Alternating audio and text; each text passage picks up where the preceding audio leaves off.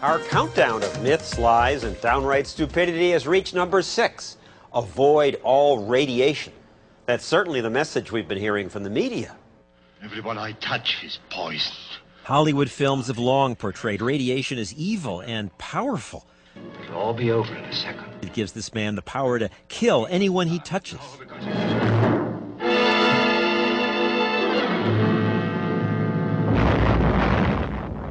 Fear of radiation was widespread even before the U.S. dropped bombs on Hiroshima and Nagasaki. In Japan, the blasts themselves killed more than 200,000 people, and many others died later from radiation exposure. 30% of the city's population was killed, some by radioactive gamma rays. The New York Times wrote article after article about how radiation would change Japanese lives for centuries, that there would be genetic damage, defects for the next 1,000 years. But surprise! So far, no such damage has appeared. Yet we have grown up with the fears that radiation would cause all these deformed children. Some researchers, like toxicology professor Ed Calabrese, now say blast survivors who were exposed to smaller amounts of radiation are living longer than normal. And in small doses, radiation may even be good for you.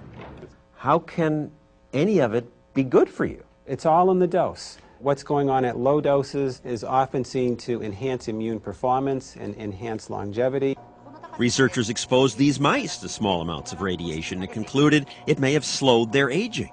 The irradiated mice had more energy and shinier fur. We find that at low doses, you can actually extend the lifespan of the mice. What you're saying is that a little radiation works kind of like a vaccine to protect people? That's true.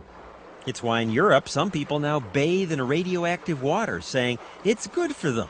And this was a uranium mine. And in Montana, some Americans spend time in these old mines where they breathe in radioactive gas. There's got to be something to it, because we both feel better when we leave here. We sleep better. Now, many scientists say this is nonsense or dangerous, and it's yet to be proven that low-dose radiation is beneficial.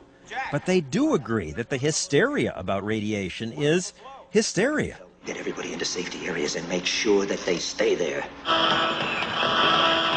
In 1979, the movie The China Syndrome set the stage for panic. What is it? An accident at Ventana. Just weeks later, a nuclear power plant in 3 Mile Island, Pennsylvania, released radioactivity into the air. People fled.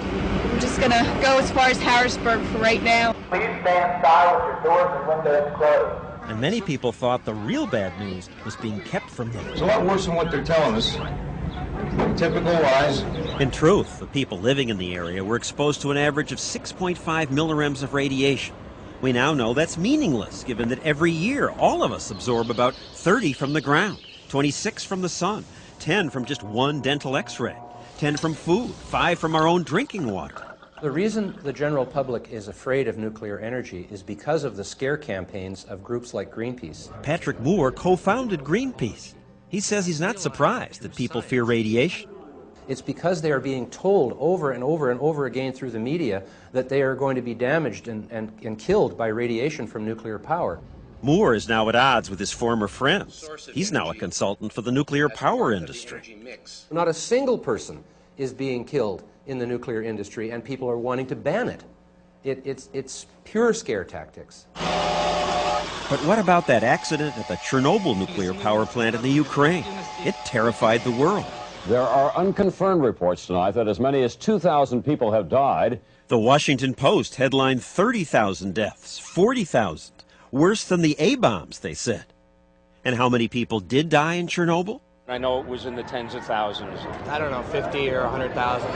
On Earth Day this year, people told us that radiation killed thousands in Europe as a result of Chernobyl. In truth, a study by 8 international agencies found 56 people were killed, mostly firefighters and workers at the plant. Thousands of other people may still die of cancer, but nowhere near the number that was predicted.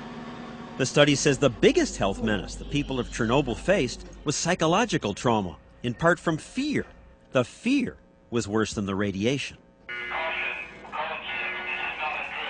So next time someone scares you about radiation, remember that you're exposed to it all the time, without harm. And some people even want more of it.